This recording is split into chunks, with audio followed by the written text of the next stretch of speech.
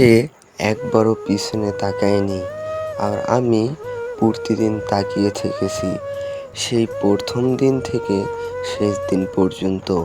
তার নাম রুকাইয়া। প্রথম দিন ক্লাসে এসেই সবার মন জয় করে নিয়েছিল, আর আমার মন তো সেই হাসিতে গলে গিয়েছিল।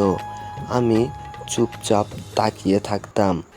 তার চুল যখন হাওয়ায় ওড়ে মনে হতো সময় থেমে গেছে। সে ছিল বন্ধুদের প্রাণ, আর আমি ছিলাম ক্লাসে নিঃশব্দ এক কোণা। বন্ধুরা বলতো, বলেই দে, তুই না ওকে ভালোবাসিস? আমি হাসতাম, বলতাম, ভালোবাসা মানেই বলা না, ভালোবাসা মানে তার সব কিছু সযত্নে লুকিয়ে রাখা। একদিন সে কেঁদেছিল জানালার পাশে। আমি চাইলে যেতে পারতাম, পাশে দাঁড়াতে পারতাম, কিন্তু করিনি। ভয় পেয়েছিল সে যদি আমার উপস্থিতি না চায়। তখনই বুঝলাম আমি শুধু একজন দর্শক। তার গল্পে আমি নেই, তার কল্পনাতেও।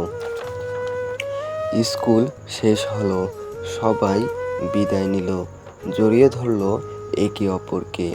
সে চলে গেল, আর আমি তাকিয়ে রইলাম শেষবারের মতো। সে একবারও পিছনে তাকায়নি। আজ 5 বছর পর হঠাৎ একটা মেসেজ ইনবক্সে আসে, তুই কি তখন সত্যি আমাকে ভালোবাসতিস? আমি থমকে গেলাম। আমার চোখ কেঁপে উঠল, হাত কাঁপতেছিল। এইবার আমি কিছু বলিনি, শুধু লিখলাম, তুই কখনো পিছনে তাকাসনি, বুঝবি কিভাবে? তুই জানিস না কতটা ভালোবাসতাম আমি তোকে। তুই জানিস না কতটা ভালোবাসা জমা ছিল আমার এই বুকের ভিতরে। তুই চলে যাস আগে, আর আমি পড়ে থাকি অতীতে। এটাই একতরফা ভালোবাসা। চাইলেও কাঁধে হাত রেখে কথা বলতে পারি না, চাইলেও কাঁধে হাত রাখতে পারি না।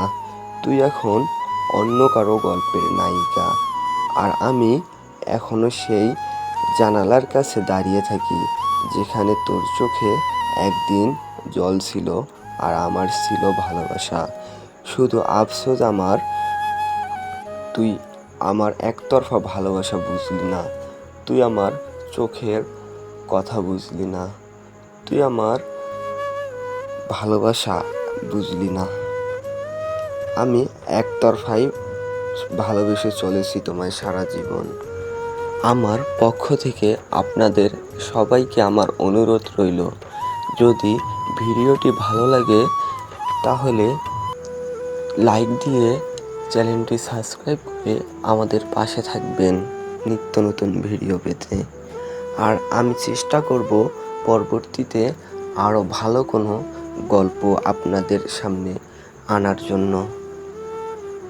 আমার জন্য দোয়া করবেন। আল্লাহ হাফেজ। প্রথমবারের মতো ভিডিও করতেছি, অবশ্যই কমেন্টে জানাবেন কেমন হয়েছে এবং আপনারা কেমন ভিডিও চান, এবং আমার জন্য দোয়া করবেন।